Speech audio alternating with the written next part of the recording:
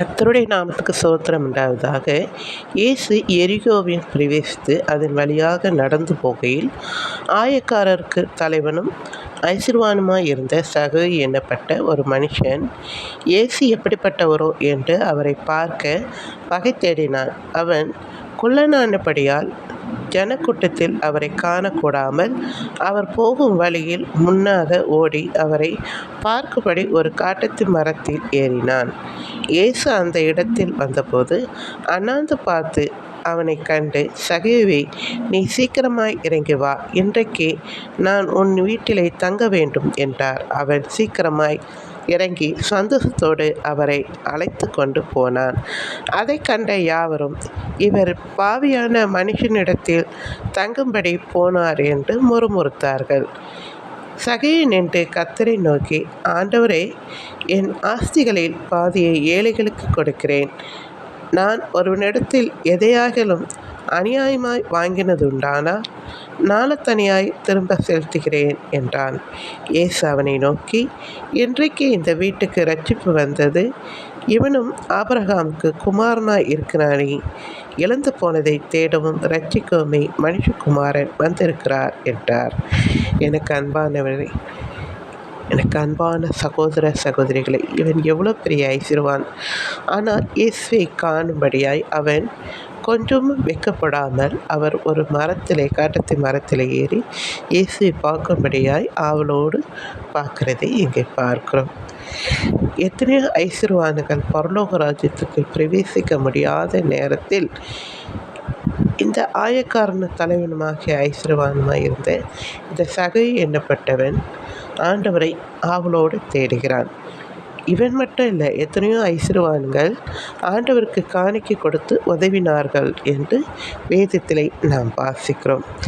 நிறைய ஐசுருவான்கள் உண்மையாய் இருந்திருக்கிறார்கள், தெரிந்திருக்கிறார்கள். சிலவங்க ஏழையாக இருந்து பணக்காராக ஆகுவது உண்டு. அவங்களுக்கு அந்த கஷ்டம் எல்லாம் தெரியும். அதனால் அவங்க அதில் பழசை மறக்காமல் உண்மையாக இருக்கிறதும் உண்டு. சிலர் பழசை மறந்து புது பணக்காரர்கள் போல நடந்து கொள்வதும் உண்டு. நான் அவர்களை பற்றி பேசவில்லை. இங்கே சகேயுவுக்கு இரட்சிப்பு வந்ததை நாம் பார்க்கிறோம். இரட்சிப்பு என்றால் பாவ மன்னிப்பு அல்லது பாவத்திலிருந்து விடுதலை. எல்லாம் ஆண்டவரோடு நெருங்கி ஜீவிப்பது பாவ மன்னிப்பு அவசியம், தேவை. பாவத்திலிருந்து நம்மை இரட்சிக்கவே, விடுதலை கொடுக்கவே இயேசு இந்த உலகத்துக்கு வந்தார் என்பதை அறிந்து கொள்ளுங்கள். நீங்கள் ஆண்டவராக இயேசுவை ஏற்றுக்கொள்ள விரும்பினால் கீழ்கண்ட சகேயுக்காக நாம் பார்த்தோம் அல்லவா, கீழ்கண்ட இந்த ஜெபத்தை உங்களுக்காக நான் ஜெபிக்கிறேன். நீங்கள் என்னோடு சேர்ந்து ஜெபிங்க, சரிங்களா? அந்த தீர்மானத்தை எடுங்கள். இன்றைக்கு நான் இயேசுவை என் உள்ளத்தில் வரும்படி அழைக்க தீர்மானிக்கிறேன் என்று சொல்லுங்கள்.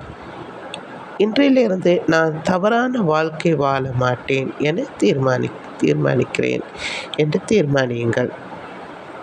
இப்போ நாம் ஜெபிக்கலாம். அன்புள்ள ஆண்டவரே, நான் ஒரு பாவி என்பதை உணர்கிறேன். என் பாவத்தை மன்னியும். இன்று என்னை உம்முடைய பிள்ளையாக ஏற்றுக்கொள்ளும். ஆமீன். இயேசு மூலம் ஜெபம் கேளும் பிதாவை என்று சொல்லி விடுங்கள். நன்றி. நீங்கள் எத்தனையோ பேர் இந்த காலகட்டத்தில் நிறைய ஐசுருவான்கள் இருக்கிறீர்கள்.